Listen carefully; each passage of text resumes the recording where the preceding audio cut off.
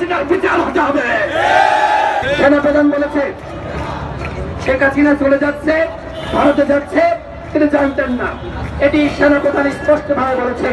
তাহলে শেখ হাসিনাকে পালিয়ে যেতে কারা সহযোগিতা করলো? আমরা সেই নামগুলো স্পষ্ট ভাবে জানতে চাই। আওয়ামী লীগকে নিষিদ্ধ করতে হবে। জামাতের নিবন্ধন বাতিল করেছিল, তাদের রাজনৈতিক কার্যক্রম বন্ধ করেছিল। আমি এই অন্তর্বর্তীকালীন সরকারকে বলবো, এই আওয়ামী লীগের নিবন্ধন আপনাদেরকে বাতিল করতে হবে। এই অন্তর্বর্তীকালীন সরকারকে বলবো, তাকে ফিরিয়ে আনাকে কেন্দ্র করে কোন তাল্লা না করলে আমরা ছাড়বো না। একই সাথে আওয়ামী লীগকে নিষিদ্ধ করতে হবে। আমি সাংবাদিক ভাইদের মাধ্যমে দেশের মানুষের কাছে প্রশ্ন করতে চাই, একটি দল গণহত্যা করেছে, গণহত্যার পরে কোন দল বাংলাদেশে রাজনীতি করতে পারে বন্ধুগণ? এতদিন জামাতকে বলা হয়েছিল জামাত গণহত্যার সাথে ৭১ যে গণহত্যা তার সাথে জড়িত ছিল। জামাতের নিবন্ধন বাতিল করেছিল, তাদের রাজনৈতিক কার্যক্রম বন্ধ করেছিল। আমি এই অন্তর্বর্তীকালীন সরকারকে বলবো, এই আওয়ামী লীগের নিবন্ধন আপনাদেরকে বাতিল করতে হবে।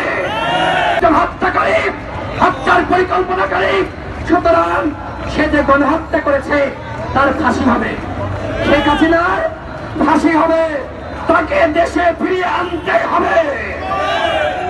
আমাদের ৯ জন ভাই, গণ অধিকার পরিষদের ৯ জন ভাই শহীদ হয়েছে, অসংখ্য নেতৃবৃন্দ গুলিবিদ্ধ হয়েছে এবং বাংলাদেশে হাজারোর বেশি ছাত্র তরুণকে, শ্রমিককে গণহত্যার শিকার হতে হয়েছে।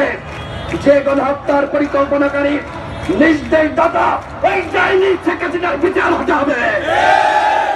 ভারতে পালিয়ে গেছে, তাকে পালিয়ে যেতে যারা সহযোগিতা করছে, আমরা জানতে চাই কিভাবে এত মানুষকে হত্যার পরে শেখ হাসিনা হেলিকপ্টারে করে বাংলাদেশ ছেড়ে পালিয়ে গেল। যারা পালিয়ে যেতে সহযোগিতা করছে আমরা তাদের নাম জানতে চাই। সেনাপ্রধান বলেছে শেখ হাসিনা চলে যাচ্ছে, ভারতে যাচ্ছে, তিনি জানতেন না। এটি সেনাপ্রধান স্পষ্ট ভাবে বলেছে।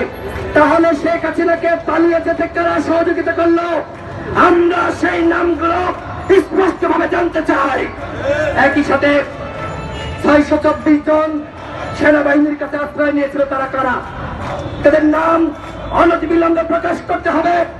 আমরা বিভিন্ন মাধ্যমে জানতে পেরেছি সীমান্ত দিয়ে আওয়ামী লীগের মন্ত্রীরা, এমপিরা পালিয়ে যাচ্ছে।